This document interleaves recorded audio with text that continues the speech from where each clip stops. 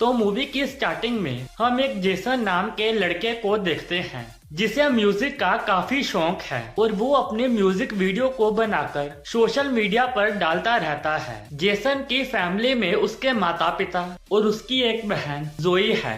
अगले सीन में हम एक लेडी को देखते हैं जो कि एक नन को मार के उसके कपड़े पहन लेती है। जेसन की स्कूल की छुट्टियां खत्म हो गई थी, इसीलिए वो अपनी बहन के साथ स्कूल चला जाता है। हम उस स्कूल की प्रिंसिपल को देखते हैं जिनका नाम रेबेका है। फिर रेबेका की मुलाकात एक नन से होती है। आज उस नन का इस स्कूल में पहला दिन है। वो नन अपना नाम सोफिया बताती है। फिर रेबेका सोफिया को पूरा स्कूल दिखाती है। इसी बीच सोफिया की मुलाकात जेसन से होती है और हमें पता चलता है कि सोफिया जेसन की क्लास की टीचर बनने वाली है। कुछ टाइम बाद हम देखते हैं कि सोफिया लैपटॉप पर जेसन की म्यूजिक वीडियो देख रही है और देखते देखते वो लैपटॉप को चूमने लगती है, यानी कि वो जेसन को पहले से ही जानती है। अगले दिन सोफिया क्लास में जाती है और वो जेसन को एक सारा नाम की लड़की से बात करता हुआ देखती है। ये देखकर उसे काफी जलन होती है, इसीलिए वो सबकी सीट बदल देती है। फिर जब उनकी छुट्टी होती है तो वो देखती है कि जेसन और सारा एक दूसरे को किस कर रहे हैं और सोफिया उन्हें देख लेती है, जिससे सोफिया को और भी ज्यादा जलन होती है। वो गुस्से से उन दोनों के पास जाती है और सारा को जेसन से दूर रहने का कहती है। फिर सोफिया जेसन को उससे मिलने के लिए अपने कमरे में बुलाती है और वो जानबूझकर अपने कमरे का दरवाजा खुला ही रखती है और वो अपनी ड्रेस बदलने लगती है। तभी जेसन वहाँ पर आता है और वो चुपके से सोफिया को देखने लगता है और सोफिया यही चाहती थी कि जेसन उसे देखे। कुछ टाइम उसे देखने के बाद जेसन बिना सोफिया से मिले वहाँ से चला जाता है, पर ये देखकर सोफिया मुस्कुराती है क्योंकि वो यही चाहती थी। अगले दिन वीकेंड था और सभी बच्चों के पेरेंट्स अपने बच्चों को घर ले जाने के लिए वहाँ आते हैं। तभी सोफिया रेबेका को कहती है कि उसकी माँ काफी बीमार है, इसीलिए उसे छुट्टी चाहिए और रेबेका उसे छुट्टी दे देती है। घर पहुंचने के बाद जेसन अपने माता पिता से कहता है कि वो स्कूल से ड्रॉप लेना चाहता है ताकि वो अपने म्यूजिक करियर पर ध्यान दे सके। उसकी माँ तो उसके साथ थी, पर उसके फादर उसके इस डिसीजन से खुश नहीं थे। जेसन पूल के पास बैठकर गाना गा रहा था और सोफिया उसे छुपकर देख रही थी। तभी उसके पास सारा का फोन आता है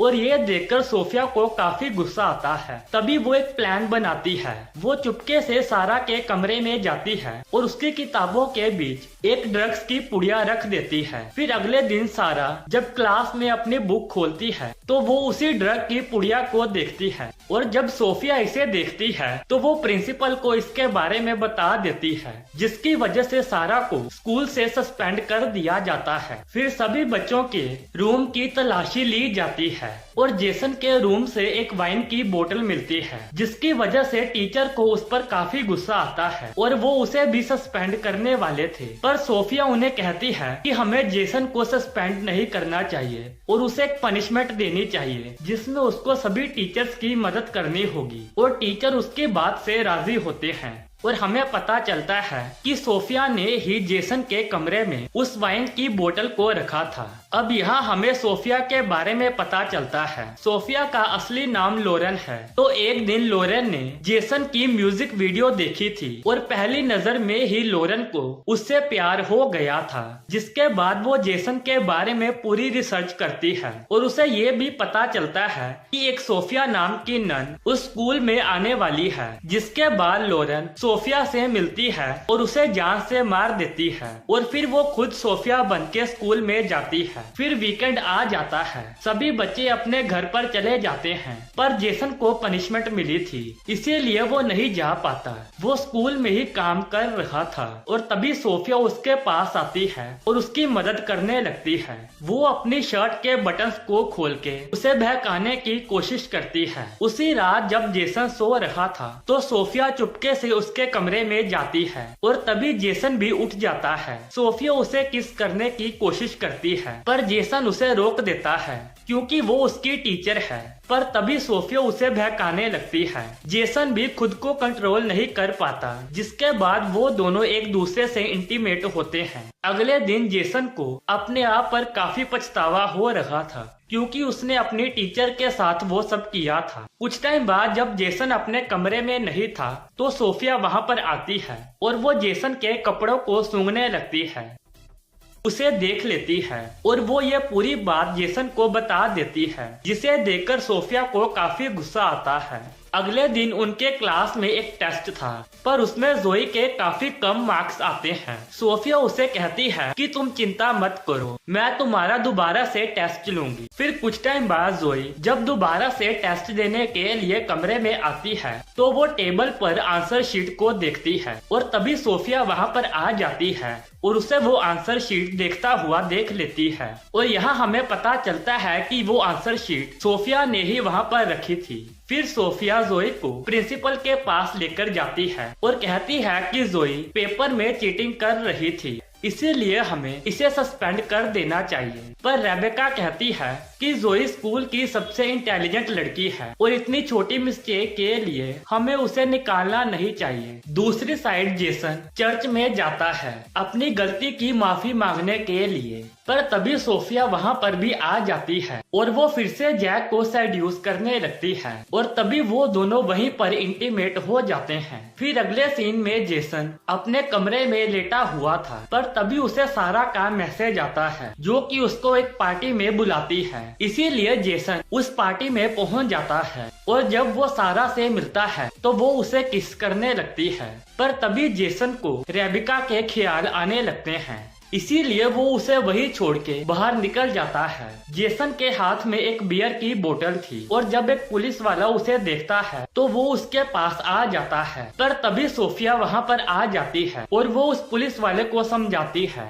फिर वो जेसन को अपने घर में ले आती है और वहाँ पर भी सोफिया अपने कपड़े उतार के उसे सेड्यूस करने की कोशिश करती है, पर जेसन बिना उसे कुछ कहे वहाँ से निकल जाता है। अगले दिन सोफिया क्लास में सभी बच्चों को पढ़ा रही थी, पर तभी रेबेका वहाँ पर सारा को ले आती है, जिसे देखकर उसका सारा का सारा मूड ही खराब हो जाता है। सोफिया जेसन को सारा से दूर रहने का कहती है, पर जेसन उसके सामने ही सारा से बातें करने लगता है, जिसकी वजह से सोफिया को काफी गुस्सा आता है। फिर रात में जब सारा नहा रही थी तो सोफिया वहाँ पर आ जाती है और वो सारा को जान से मार देती है। कुछ टाइम बाद जब जोई वहाँ पर आती है तो वो सारा की डेड बॉडी को देखती है। सारा की मौत से जेसन और जोई दोनों काफी दुखी थे। जेसन को ऐसा लग रहा था कि सोफिया ने ही उसे मारा है। जेसन उससे इसके बारे में पूछता है, पर सोफिया उसे कुछ भी नहीं बताती। फिर उनका वीकेंड आ जाता है, इसीलिए वो अपने अपने घर आ जाते हैं। जेसन काफी परेशान बैठा हुआ था, इसीलिए जोई उसके पास आकर इसका कारण पूछती है,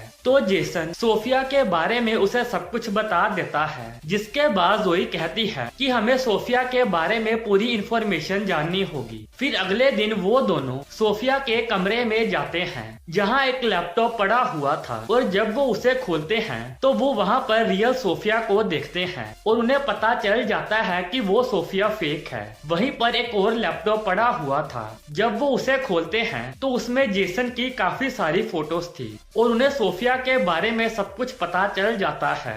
जिसके बाद वो रेबेका के घर में जाते हैं उसके बारे में बताने के लिए, पर वहाँ पर रेबेका नहीं थी। इधर हम रेबेका को सोफिया के साथ देखते हैं। रेबेका को सोफिया के बारे में पता चल गया था, तो वो उससे पूछती है कि तुम कौन हो और असली सोफिया कहाँ पर है। सोफिया उसे कुछ भी नहीं बताती, इसीलिए रेबेका पुलिस को फोन करने लगती है, पर तभी सोफिया उस पर अटैक कर देती है। इधर जेसन और जोई रेबेका को ढूंढते हुए चर्च में आ जाते हैं, पर तभी वहीं पर सोफिया आ जाती है। जोई उसे कहती है कि तुम रियल सोफिया नहीं हो और हम तुम्हारे बारे में सबको बता देंगे। फिर वो वहाँ से जाने लगते हैं, पर तभी सोफिया जोई पर अटैक कर देती है। वो उसे जान से मारने वाली थी, पर तभी रेबेका वहाँ पर आ जाती है। जिसके बाद सोफिया रेबेका का गला दबाने लगती है। ये देखकर जेसन एक स्क्रू ड्राइवर से सोफिया पर अटैक करता है, जिससे उसकी मौत हो जाती है। जिसके बाद ये मूवी यहीं पर खत्म हो जाती है।